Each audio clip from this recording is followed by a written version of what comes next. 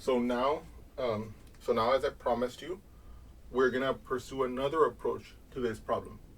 The first approach was we used our standard relationship, our standard identity, x plus a squared equals to x squared plus 2ax plus a squared, to try to replace this term, which has the x squared and the x term, with a square term. And we saw that in the first way we did it using that identity, which is when we use that identity, the standard identity we always can use for the completed square, we had to factor out the 4. In the second approach, we said, no, I'm going to modify the identity we use by multiplying it by 4 to match the 4x squared, right? So in other words, in our first case, we had done x plus a squared equals x squared plus 2ax plus a squared, right? We factored out 4 from this expression, leaving us with 4 open parentheses, right? X squared minus 3 over 4x plus 2 close parentheses equal to 0. And we were able to then replace the x squared minus 3 over 4x with this replaced with a equals negative 3/8, right? So that was our first approach, okay?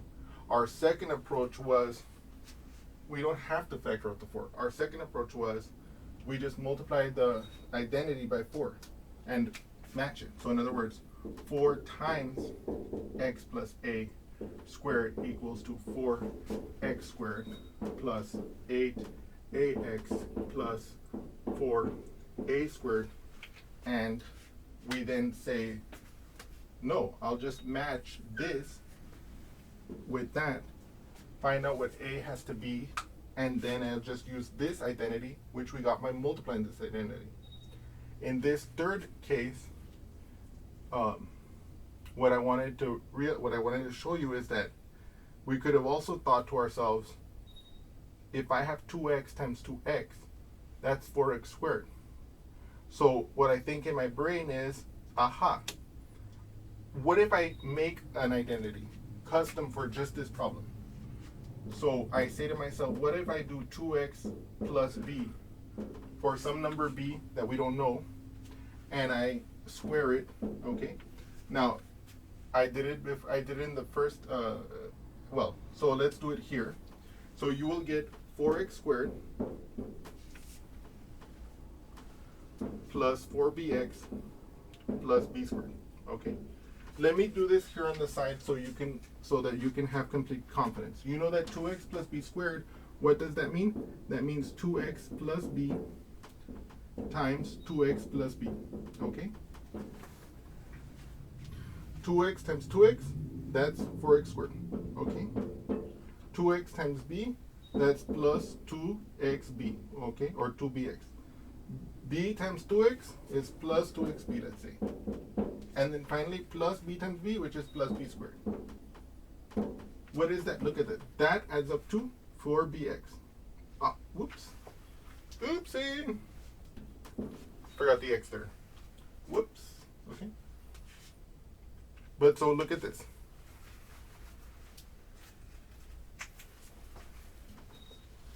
I'm glad I double checked that one. Okay. So let me try and state that. So now we have this expression here. And what I want you to observe is that, okay.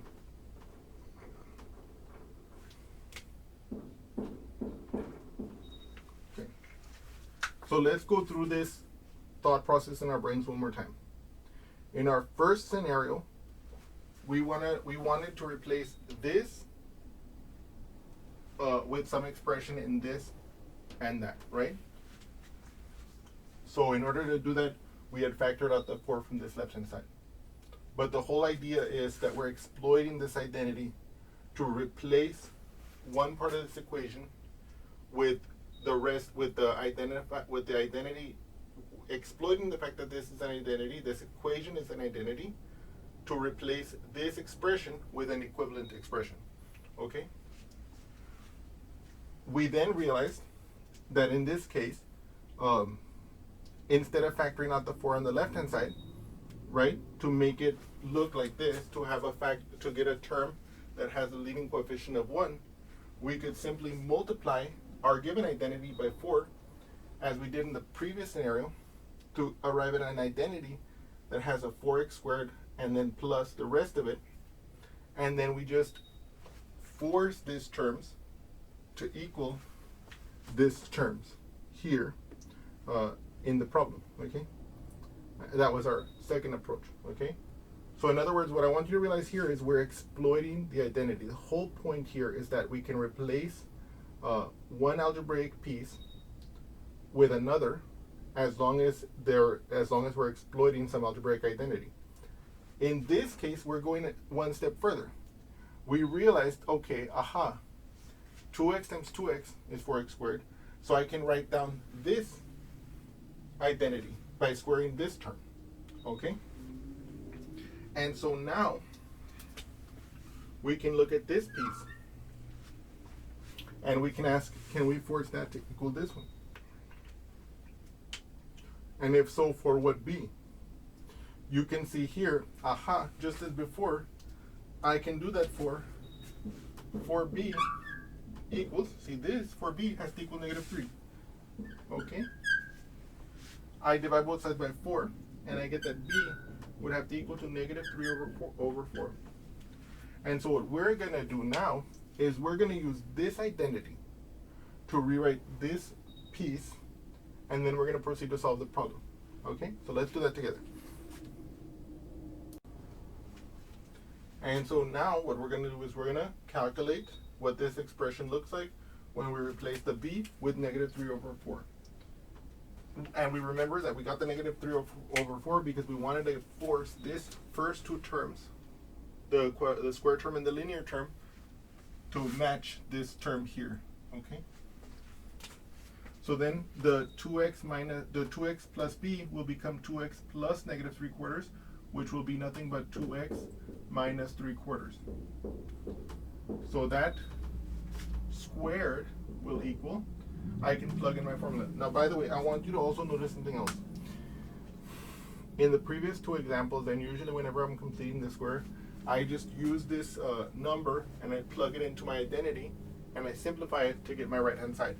But it's completely possible, or not completely possible, it's completely appropriate to just carry out the multiplication. In other words, to do that this equals to 2x minus 3/4 times 2x minus 3/4, and then to just go this times this, which would give us the 4x squared, this times this, which would give us negative 6 over 4x, this times this would be negative 6 over 4x, this times this, which would give us the plus 9 over 16, okay? We could do that, if we wanted to.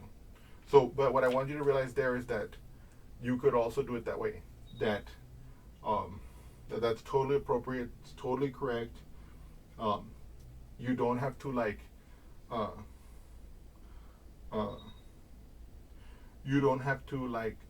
just have this identity and plug in. You can also, because of the way this identity is defined, you can just multiply it out. But for our purposes right now, I'm gonna plug into the identity to keep in line with what we've been doing so far. But I wanted you guys to realize that that this thing squared is exactly what we expect it to be. It's this thing times this thing, and we can multiply it just as we've been doing before. So we're gonna plug in. So it's gonna be 4x squared plus 4 times b, which is -3/4. Oops. X plus -3/4 squared. Okay. So now we're gonna get 4x squared. Okay. Now this is gonna equal to -3x. Okay. Now that's by design. Okay. But let's double check that just for fun. 4 times -3/4. I can't multiply it directly. This is not a fraction, okay? So I'm going to rewrite the 4 as a fraction. How? By setting it as the numerator and 1 as the denominator. And I'm going to multiply that times the -3/4.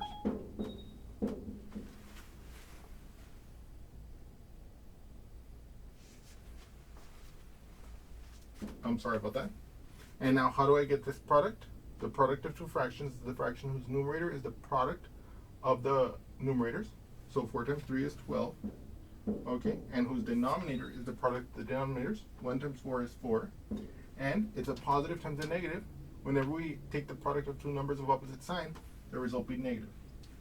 And then what's 12 divided by 4? 12 divided by 4? That's 3. So it will be negative 3.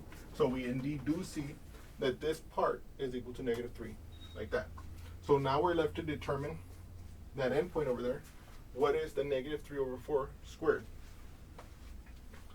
The negative 3 over 4 squared is equal to negative 3 over 4 times negative 3 over 4 by definition. What is the square of a number? It's that number times itself. Okay? So now here, what is the product of these two fractions? Well, it's the fraction whose numerator is the product of the numerators. So 3 times 3 is 9. It's the fraction whose denominator is the product of the denominators of the fractions being multiplied. So 4 times 4, that's 16. And then here, we know that we have a negative times a negative. That's going to be a positive. So I'm going to have plus 9 over 16 over here.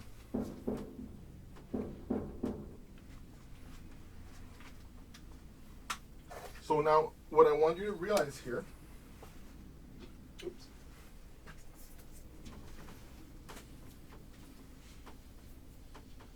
is that I now have this expression squared equals to this expression. So what I'm going to do is I'm going to subtract the 9 over 16 to this side, and that's going to allow us to express this term as this minus 9 over 16. So let me write that down here. So in other words, 4x squared minus 3x, which is this, is equal to this minus that.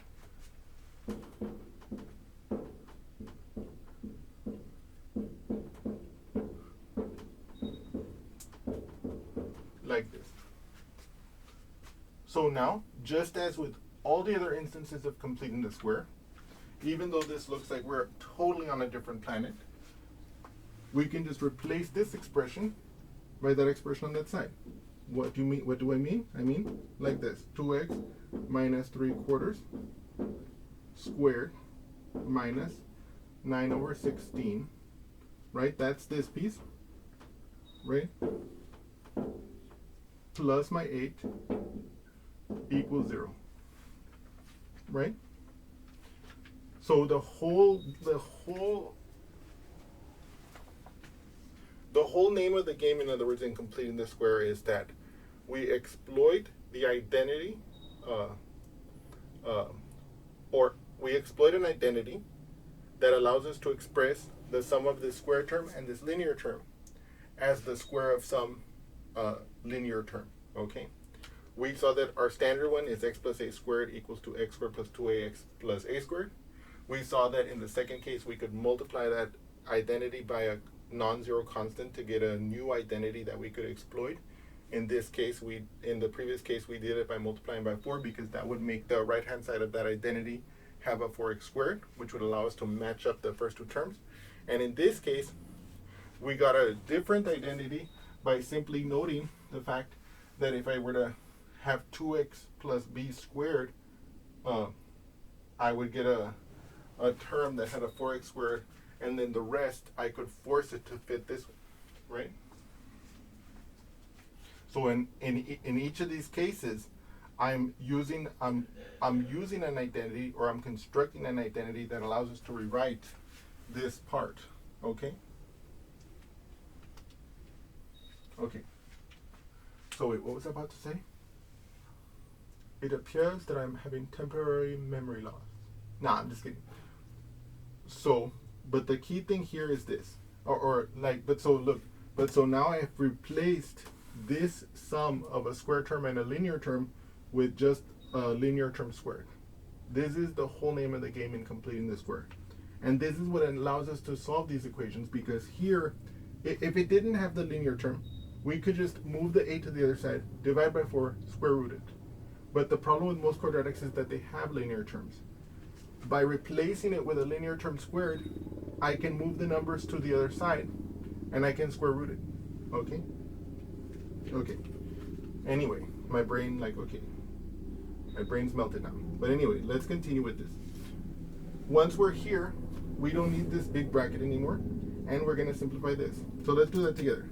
So I'm going to have 2x minus 3 over 4 squared minus 9 over 16 plus 8 equals 0. I need to simplify this, right? So let's do that together.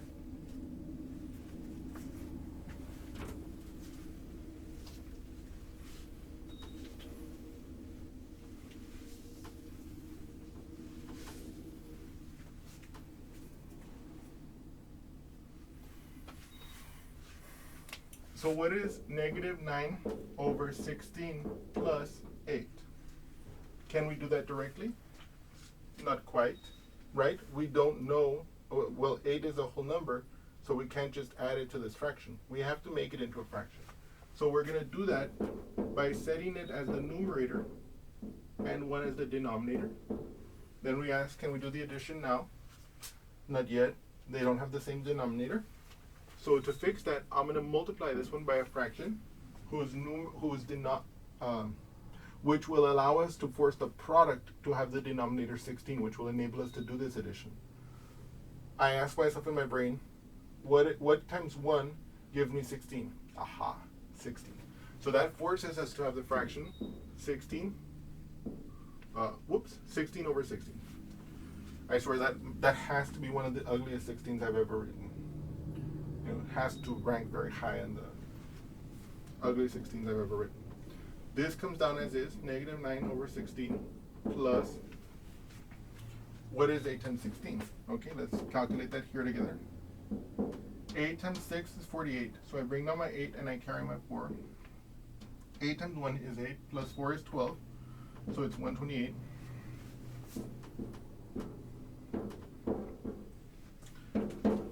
And so if I ask myself, what is negative 9 plus 128? I know that that's going to be 119. So this is going to be 119 over 16. So I can now use that fact to rewrite this as 2x minus 3 over 4 squared plus 119 over 16 equals 0. Okay? So now, what I'm going to do is I want to get my square term by itself so I can square root it. So I'm going to subtract the 119 over 16, okay? I'm going to subtract the 119 over 16, and I'm left with the situation of 2x minus 3 over 4 squared equals negative 119 over 16, okay? So now what we're going to do is we're going to carry that calculation over to this side over here on the right so that we can extract the roots of this right-hand side, which will, of course, bring us great joy because we will see that this problem will be coming to a resolution, right? Okay. Like this. We now have the square term by itself. Okay? What do I mean by that? Ouch. Or what do I mean by, or what is the significance of this? It means that we can now take the square root. I'm going to take the square root of the left-hand side, which gets rid of the whole apparatus around it. So I'm left with just 2x minus 3 over 4. Okay? And I take the square root of the right. What does that give us? That gives us plus minus the square root of negative 119 over 16. Then we're taking the square root of a negative number, so it's going to give us plus minus I times the square root of 119 over 16. Okay? Then, again, we know that that's going to allow us to calculate it as plus minus I times the square root of 119 divided by the square root of 16. Right? And then there, we know that the square root of 16 on the bottom is 4. So finally, we get that 2x minus 3 over 4 is equal to plus minus I times the square root of 119 over 4. You see? So now, by the way, let me just walk you through that calculation a little bit here. When we took the square root, we got plus minus square root of negative 119 over 16. Because it had a negative on the inside, I had to write the I, and then that allowed us to make the inside positive, okay? But yeah, because I represents the square root of negative 1. And then when I want to simplify this, so I can use the identity that the square root of A over B, where A and B are positive numbers, is given as the square root of A divided by the square root of B, okay? And then of course here we know that the square root of 16 is 4, and so that allows us to rewrite the bottom of this fraction. So then we want to get the x by itself because the x is our solution. What I can do is I can see that, I can add 3/4 to both sides, right? So I get, on the left-hand side, I'm left with just 2x. On the right-hand side, I now have 3 over 4 plus minus I square root of 119 over 4, like this. We're not there yet though, because you can see that the x is not by itself. So I have to divide both sides by 2. So I'm going to say, okay, what is x? So I'm going to divide it by 2. So if I divide this by 2, I'm going to also divide this by 2, right? So what is my x? My x is equal to 3 over 4 plus minus I square root of 119 over 4 divided by 2. But what is that? That's the same thing as dividing it by 2 over 1. Okay? How do I divide by a fraction? I multiply by the reciprocal. So that's going to give us, I'm going to multiply by the reciprocal. What the reciprocal is? 1 over 2. So it'll be 1 over 2 times the 3/4 plus minus the I times the square root of 119 over 4. Okay? And then how do I do this product? Well, it'll be 1/2 times 3/4, which will give us 1 times 3, which is 3, 2 times 4, which is 8. Okay, so let me write that up here. So it'll be 3 over 8. Then it'll be plus minus, because of the plus minus there. And then it'll be the I, so we're going to bring the I up in a moment.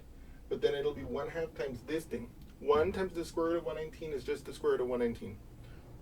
2 times the 4 will be 8. So it'll be plus minus I times the square root of 119 over 8. Okay? And what I want you to observe there is that that's exactly the same root that we got the first time, exactly the same root we got the second time. Okay?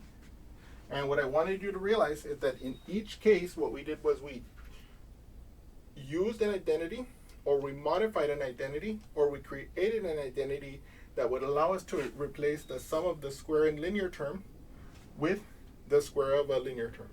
Okay? We had a finagle with the numbers in each case to make this piece match the corresponding part of the identity. Okay? And then with some algebra and some arithmetic, we were able to find the solution in each case, and it allowed us to solve the problem. But I also want to point out something else here. And in this case, by pointing this out, I want to show that, well, it's just a nice little curiosity, okay? Okay. Yes. So strictly speaking, we're done. But I just want to briefly show you something cool that I didn't mention, but that I do want you guys to see, okay?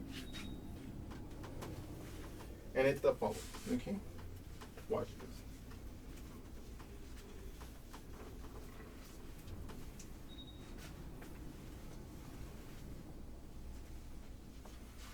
So a long time ago, we mentioned some of the rules of exponents, and we recall that, for example, if I have, like for example, a times b, and their numbers, and I square them, that's the same thing as a squared times b squared, In other words, the square carries over to the terms on the inside.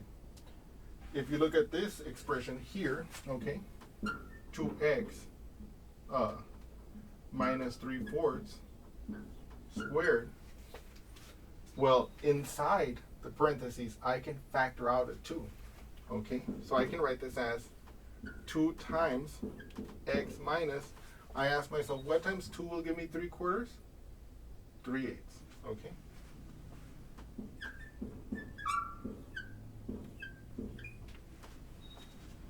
Now, you might say, okay, Dave, like in my case, I just did it, you know, I guess from long experience, let's say. But let's say you didn't know that. And we asked ourselves, what times 2 gives me negative 3/4? So I could have just solved it. I could let's say t be a variable. And I can ask, what times 2 gives me negative 3/4? I can divide by 2, the left-hand side to get the t by itself, right? And if I divide the left by 2, I have to divide the right by 2. But I cannot do that, so I'm going to do negative 3/4 divided by 2/1, right? Because I don't know how to divide by whole number. But I do know how to divide by a fraction in terms of like dividing the other fraction. How do I divide by a fraction? I multiply by the reciprocal. So this gives us negative 3/4 times 1/2. And of course, you can see when I multiply these out, I'm going to get negative 3/8. Okay? So I hope that you guys can see that this is in fact true. And then, so in other words, let me just recap what I did there. What I did there for a moment. I asked myself, okay, I want to factor out the 2 from this expression on the inside, and I know that 2 times 2 times x is 2x. I know that much. So I was asking myself, what times 2 will give me negative 3/4, right? So what I did was I formed an equation with an unknown, which we labeled here t, and I asked 2 times what number will give me negative 3/4, and then we solved that, and we saw that it's negative 3/8. So that's how we got this expression. And then using this rule, I can see that, that gives us from here 2 squared, right, where the 2 is the a, the b is this, times x minus 3/8 squared. And what's 2 squared? That's just 4.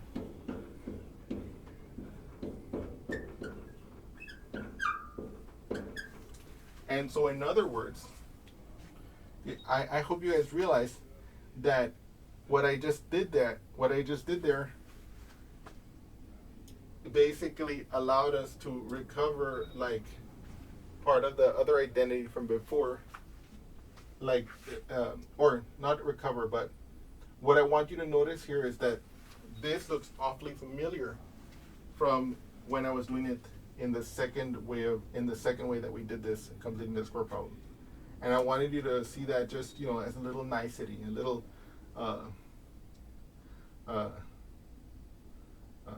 extra, okay? I hope you guys have liked this example, number 1. Number 2, if you've gotten to this point, I thank you for bearing with me, and I hope that you've enjoyed seeing this problem being solved in these 3 different ways. I hope that you're also kind of getting the idea that I'm trying to communicate, which I'll admit that I kind of communicated slightly poorly, and that is to say that the idea is that we're going to replace the square and the square term and the linear term in a general quadratic with the square of a linear term. Okay, that's basically the idea of completing the square, and that how we do that, we can either always use the identity x plus a squared equals x squared plus 2ax plus a squared, or as we saw in these cases, we can either play with that identity by multiplying it by 4 as we did in this case, or we can come up with a different identity of our own by just exploiting the rules of algebra as we did here. The 2x plus b, we thought of it because we knew that 2x times 2x gives us 4x squared, so I knew I could match the first term, and then by using our algebra, we were able to write that as 2x plus b squared equals 4x squared plus 4bx plus b squared, and then we just found the b that would make the square term plus the linear term match this one in the problem. We then use that identity to express that as we did here, just as we have been doing, and then we just solve for the x. And we saw that in all three cases we got the correct answer. And in any case, I hope you guys have enjoyed it, and I look forward to seeing you again soon. Thank you so much.